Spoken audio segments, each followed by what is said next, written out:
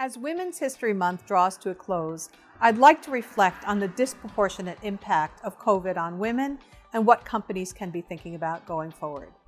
KPMG's recent CEO Pulse survey highlighted diversity in a few areas. 60% of CEOs felt that the business world had moved too slowly around diversity, and nearly 4 out of 5 CEOs felt that they were going to place heightened scrutiny around diversity initiatives over the next 3 years. Now, Catalyst also came out with some interesting research around job loss statistics. They found that women are 24% more likely to suffer permanent job loss.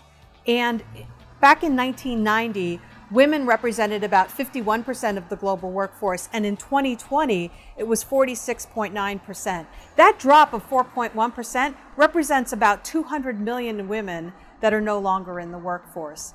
And when we think about unpaid labor, particularly, pre-COVID, women were spending about 4.5 hours per week on unpaid labor compared to men of about 2.25 hours.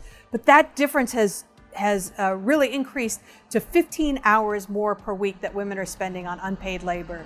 And the statistics are even more astounding when we look at people of color and indigenous populations. These populations are more likely to suffer higher loss and higher rates of death as a result of COVID. And in the United States alone, the unemployment rate for Black women and Latinas back in September 2020 was running about 11%, which was twice the level pre-COVID. So we're seeing some incredible statistics about the impact of COVID on women and other diverse groups. As companies think about how to address some of these challenges, I'd like to share a few thoughts here today.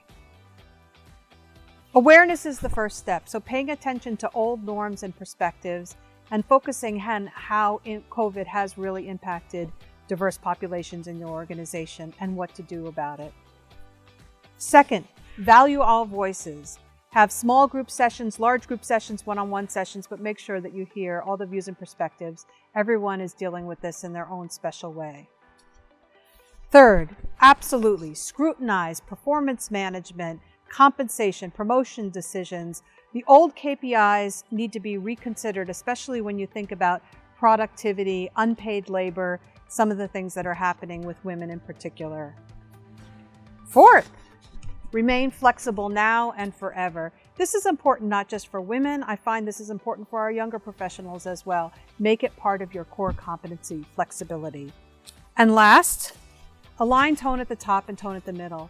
Many CEOs are now very much focused on this topic, but surveys have shown, especially KPMG's recent imposter survey, that having a supportive manager is really critical to the future success of women and keeping your diverse talent in the organization. So I'd just like to close with 3 thoughts.